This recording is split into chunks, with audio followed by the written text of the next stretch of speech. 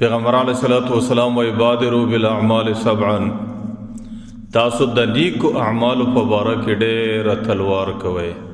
اے خلکو د خپل آخرت د تیاری متعلق تلوار کوئ. د خپل آخرت د تیاری دپاره نظام جوړ کړئ. هل تنتظرون ایا تاسو د چی شي انتظار کوئ؟ هل تنتظرون الا فقرا منسیا ایا د دې انتظار کوئ چې زما سره اوس مال او دولت شته چې فقیر سم بیا به د آخرت تیاری کوم؟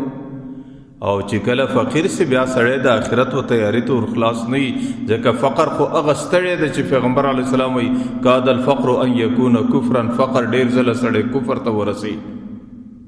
وهل تنتظرون الا غنا مطغیا ایا اوس مسکینې د غنا انتظار کوي چې زه غني سم پیسې پیدا کم؟ چې کله یو انسان غني سي پیسې پیدا کړي د هغې په دماغ کې تکبر، د هغې په دماغ کې سرکشي دومره زیاته سي چې هغې بیا د آخرت و تیاری ته هیڅ پام و فکر نه راګرځي. او مرضا مفسدا ایا د یو ناجوړی انتظار کوي چې هغې د ټوله بدن د فساد سره خرابۍ سره مخامخ کړي.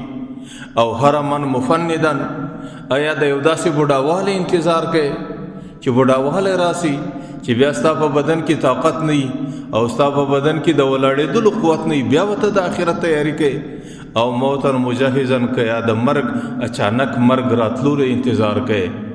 ګوره دا یوه خبره زه ښکاره کوم چې پر کم سړي باندې یو دم مرګ رالی او دغسې په ګناه باندې ککړ بغیر د توبې بغیر د توشې د قبر تورغوټه کوي. بیا خو خلکو دا قبر مه بولئ، د الله په ذات قسم دا د الله د عذابونو سمندر او دریاب دی چې هلته به بیا د ډېرو ستړو حالاتو سره سړی مخامخ کیږي. هلته به د انسان اواز څوک نه اوري، هلته به د انسان فریاد نه اورېدل کیږي، هلته به د انسان د نصرت او د کومک دپاره څوک راتلونکی نه وي. نو ځکه د قیامت د آخرت د خپل مرګ دپاره تیاری، په دې تیاری کې تاسو مبادرت وکړئ، تلوار وکړئ، چسپاندي وکړئ، د هیڅ شي انتظار مه کوئ. نن الله تعالی د دې لپاره ورځ درکړې ده، نه معلوم چې سبا دا ورځ او که نه وي، نه معلوم سبا بیا د انسان سره طاقت او که نه وي، نه معلوم سبا بیا د انسان سره د عبادت کولو څه ترتیب برابر او که نه برابر. نو ځکه د قبر د تیاری دپاره نور انتظار مه کوئ. د قبر د تیاری دغه ورځ ده، د قبر د تیاری دپاره د عمر راکول سوی دی او د قبر د تیاری دپاره دا بهترین وخت زما او ستاسو په نصیب سوی دی.